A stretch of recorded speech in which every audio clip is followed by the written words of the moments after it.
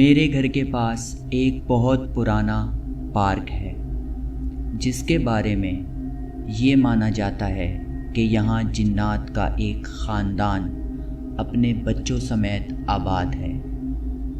اس کے باوجود بھی لوگ وہاں شام کے وقت اپنے بچوں کو گھمانے لایا کرتے تھے۔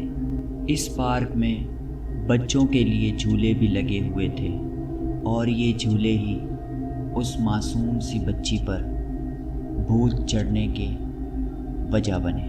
ردا ایک بہت پیاری چھوٹی سی بچی تھی۔ شام کے وقت اس کے ممی پاپا اسے پارک میں جھولا جھلانے لے کر آتے تھے۔ اس پارک میں ایک برسوں پرانا پیڑ تھا جو کہ اس پارک کے بالکل سینٹر میں تھا۔ یہ پیڑ اتنا بڑا تھا کہ اس کا سایہ آدھے پارک کو ڈھک دیتا تھا۔ لوگ زیادہ تر اس پیڑ سے دور ہی رہا کرتے تھے کیونکہ ان کا ماننا تھا کہ جنات کا جو خاندان یہاں آباد ہے وہ اس پیڑ میں رہتا ہے۔ ردا کے پیرنٹس اس علاقے میں ابھی کچھ ٹائم پہلے ہی شفٹ ہوئے تھے، اس لیے انہیں یہ سب باتیں معلوم نہیں تھیں۔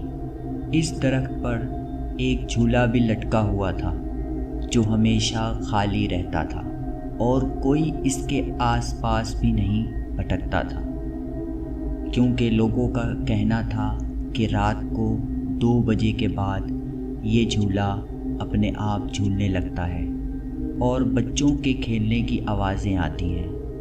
کچھ لوگوں نے تو یہاں پر ظاہری طور پر بچوں کو کھیلتا ہوا دیکھا تھا۔ ایک بار ردا اپنے پیرنٹس سے پارک میں جانے کی ضد کرنے لگی۔ رات کے 2 بج رہے تھے۔ اس کے پیرنٹس نے اسے سمجھایا لیکن ردا ابھی چھوٹی بچی ہی تھی، اس لیے اس کی ضد کے آگے اس کے پیرنٹس نے اسے پارک لے گئے۔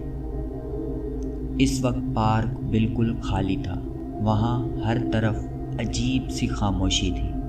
اس بچی کے پیرنٹس اسے اسی درخت والے جھولے کی طرف لے گئے اور اسے جھولے پر بٹھا دیا۔ یہ لوگ خود بھی تھوڑی ہی دور ایک بینچ پر جا کر بیٹھ گئے اور آپس میں باتیں کرنے لگے۔ ردا کی مدر نے اس کی طرف دیکھا تو انہیں ایک بچی سفید کپڑوں میں دکھائی دی جو ردا کے پیچھے کھڑی ہوئی تھی اور اسے جھولا دے رہی تھی۔ ردا بھی اس سے ہنس ہنس کے باتیں کر رہی تھی۔ اس کی مدر کو تشویش ہوئی تو وہ اٹھ کر جھولے کی طرف بڑھنے لگی۔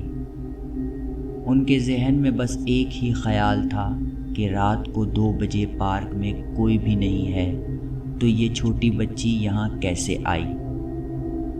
ردا کی مدر تھوڑا قریب ہی پہنچی تھی کہ وہ بچی درخت کے پیچھے چلی گئی اور جب وہ وہاں پہنچی تو اور انہوں نے درخت کے پیچھے دیکھا تو وہ بچی غائب ہو چکی تھی۔ ردا کی مدر نے اسے فوراً جھولے سے اتارا اور گود میں اٹھا لیا اور ڈرتے ہوئے وہاں سے تیز تیز اپنے ہسبینڈ کے پاس جانے لگی۔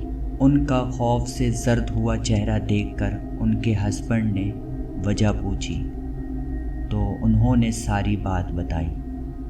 وہ لوگ بہت پریشان ہو گئے اور فوراً وہاں سے اپنے گھر آ گئے۔ کچھ دن بعد ردا کے کمرے سے ہنسنے کی اور بچوں کے کھیلنے کی آوازیں آنے لگیں اور ردا کے پیرنٹس نے کئی بار اسے اکیلا کسی سے باتیں کرتے ہوئے دیکھا لیکن انہیں وہاں کوئی نظر نہیں آتا تھا۔ ردا سے پوچھنے پر وہ ایک ہی جواب دیتی تھی کہ یہ میرے نئے دوست ہیں۔ اس کے پیرنٹس اب بہت ڈر گئے تھے۔ انہوں نے ایک بھوت اتارنے والے بابا کو بلایا۔ انہوں نے بتایا کہ اس بچی پر اسیب ہو گئے ہیں اور اسے پارک سے چڑھے ہیں اور کیونکہ ردا ابھی بچی تھی اس لیے اس نے اس اسیب کو اپنے بہت قریب کر لیا ہے۔ اب یہ ساری زندگی اس کا پیچھا نہیں چھوڑیں گے۔ ردا کے پیرنٹس نے بہت کوشش کی کہ وہ ٹھیک ہو جائے اور کسی طرح یہ اسیب اس کا پیچھا چھوڑ دے۔ وہ اسے ہر پیر بابا کے پاس لے کر گئے لیکن کوئی آرام نہیں آیا۔ آج ردا 12 سال کی ہو گئی ہے اور اس بات کو 6 سال گزر چکے ہیں، لیکن آج بھی ردا اپنے آپ سے ہوا میں باتیں کرتی ہے اور اس کے روم سے بچوں کے ہنسنے اور کھیلنے کی آوازیں آتی ہیں، اور یہ ہمیشہ رات 2 بجے کے بعد ہی ہوتا ہے۔ اسی لیے کہتے ہیں کہ کبھی کبھی بچوں کی ضد پر ماں باپ اتنا بڑا نقصان اٹھاتے ہیں کہ وہ زندگی بھر یاد رہتے ہیں۔ امید کرتا ہوں آپ کو یہ ویڈیو اچھی لگی ہوگی، اور اگر اچھی لگی ہے تو لائک اور سبسکرائب کرنا نہ بھولیں۔ اپنا بہت سارا خیال رکھیے گا۔ اللہ حافظ۔